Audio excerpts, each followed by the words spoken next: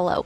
This is my first kind of video where I'm just gonna talk. I don't really have a script or anything. I think in the past, for my videos where I did talk, I had written everything down beforehand. I had a very guided outline as to what I was going to talk about, but today I kind of just wanted to give some updates and share like a bunch of little things all at once that are not necessarily related or in any sort of order. I think the first thing that I want to say is that I have moved, and it was a very easy move. It wasn't stressful at all, which I'm very grateful for. And it's a small space, but I feel very lucky to call it my own. It has everything somebody might need, and I have people over very regularly, and it doesn't feel lonely at all. And so I'm feeling very grateful. There's this one, I guess, post that I keep seeing on Pinterest. Maybe I can put it up here. She's like, oh, this and grad school and a part-time museum job in the city. And I feel like not that exact scenario, but I feel like I'm living the vibes of that post. And I feel like that's so exciting because it's like all of your dreams will come true, and all the things that you once dreamed of, like, you have today. Sometimes I think I'm not grateful enough. I should be more grateful. In the meantime, before school starting, I'm doing some ballet. I haven't done ballet in so long. I had like a tiny bit of experience when I was in elementary school, but I did not get to the point where I was on point. I was not in like the point shoes phase of it. And so, I was still very much a beginner, but when I went to that first ballet class, I was like, oh my God, how come I still remember some of the terminology, like, of the positions that the teacher was using and the movements and everything? The human brain is just so mysterious. The fact that I still can recall those things after like so many, like more than a decade, I think. Yeah, like literally more than a decade. I think that's crazy. This is such a little thing that I noticed, but I think when I was younger, we used to wear like leather ballet slippers, and I remember like a distinct feeling of like clacking around in them, and I liked that. But I think these days all the adults, all the girlies are wearing more like fabric point shoes. Sorry, not point shoes, like ballet slippers. So they look more like this, and they're like better for feeling each of the movements. I never thought that I would put on ballet slippers again, but here I am. And I think I used to not like it when I was little because I think it was just like a little bit boring for me, and I used to goof off a lot with my friends in the back, and so I think I didn't get a lot out of it. But now, as an adult, I can see why people would get really into this because it feels so orderly against all the chaos, and it feels like as long as you like follow the steps and you perform the right movements, there is some sort of like rhythmic beauty to it. And it just feels like one of those things where it's like if you train hard enough and you put enough energy into it, then you're gonna do good at it. And I think, you know, that thing where people are like, oh, all the people after they graduate college, they just want to become like long distance marathon runners because they have nothing else to look forward to achieve, like in a concrete milestone kind of way. And so they try to look for different like concrete milestones to achieve. And I feel like ballet is totally like could be one of those things. Like if you memorize like a whole dance or something, that's like very, very impressive. And I feel like you get an adrenaline rush from it. And it's also you're moving your body and like you're generating endorphins, which you get the natural high. Another thing that I've recently been doing more of is swimming.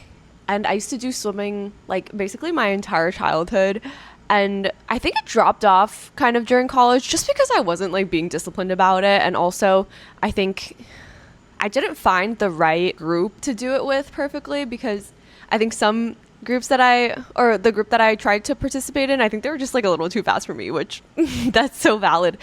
I think I'm starting to realize that doing things alone generates way less momentum. Like me going to the pool alone versus me going to the pool with friends versus me going to actually like swim a practice with a concrete set that a coach had designed. Those are such different things, and they generate such different levels of momentum. Like I think the way that I said it is like the order of hierarchy. Yeah, I think it's just like witnessing these things firsthand, because when you're younger, you just automatically like get the teacher or like get the coach or whatever. But then when you're older, you actually have to actively seek these things out in order to keep up a routine and keep up like a momentum in a certain area. Obviously, like there's an element of privilege to having like a support system to do this with. I think when you're a kid, there's like school, like coaches from school, teachers from school. Society kind of gives you an innate structure, whether that be like a good one or a bad one, or like a well-resourced one or a less well-resourced one, is unfortunately like part of that equation. But I think at least there is some sort of like mechanism in place. But when you're an adult, there's even less support given to you.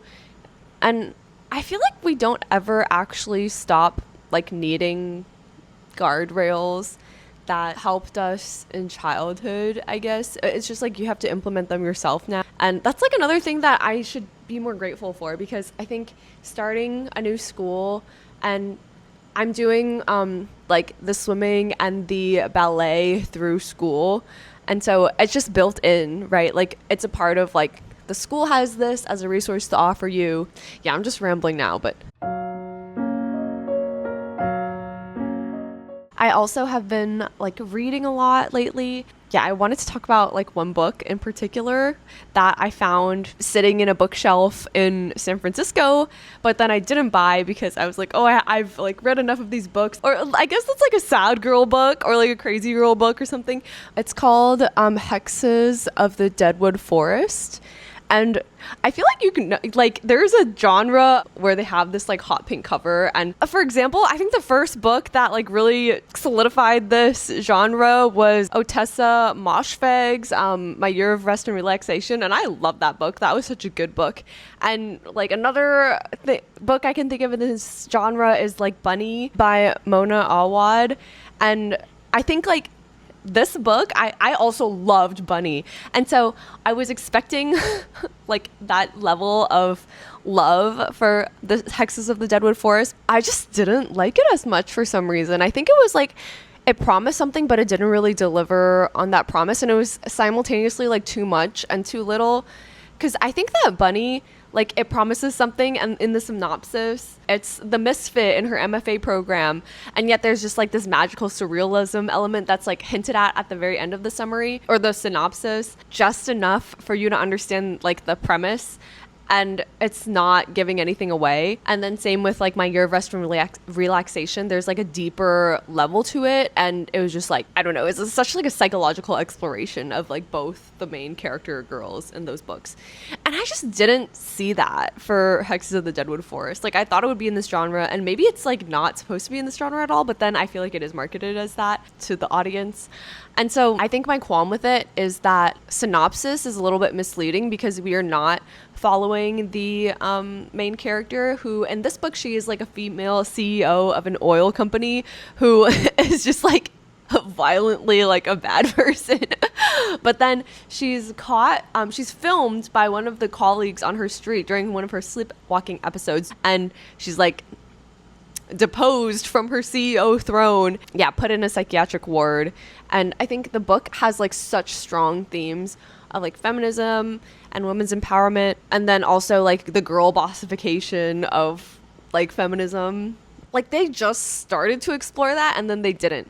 And the way that she, like, I don't even think that she came to a natural kind of like growth from that experience. I think she just, like, the author takes a shortcut and says like this cult kind of like possesses her, and then like that's how she finds like a better way out. And I'm just not down, like I'm not super down for that character development, because it kind of feels like a like Deus Ex Machina approach. And then also the cult itself is like this Mother Earth like tree cult called the Earthen Ones, and they also do like very explicit things to Mother Nature in order to express their like gratitude for her. And also they do a lot of centering women and like the female experience and Mother Earth instead of like Father Heaven. But yeah, I think the main leader of that cult also, I think she was like a good character at first, but then towards the end I just really like didn't like her, because I think she just like treated the people around her not very well once she like gained power. And isn't that also like the girl bossification. And I don't think she repented either. It just felt like she was like, oh, I will instill all of this in my granddaughter and she will do this again for me. And I don't know, it's just like very much like, oh, we're using like our family members, we're using the people around us to forward our own agenda again instead of caring for them and then building community and having like a collective familial experience together, which I think is much more powerful than like leading a bunch of women in a cult. So yeah, those are the things that I've been up to lately and like my thoughts on them. And like, thank you for indulging me and listening to me yap. I know this is kind of aimless and there wasn't any sort of like natural conclusion, but yeah, that's what I've been up to recently. I'm trying to be less like, I guess shy. Maybe shy is the word. I don't know. I feel a little bit shy. Yeah, it's something I want to get better at. I think another thing that I want to do is like in the vein of like building community, to find people who are kind of like interested in the same constellation of things that I'm also interested in, and an outlet to share my thoughts, I think is like good. Yes, that's all.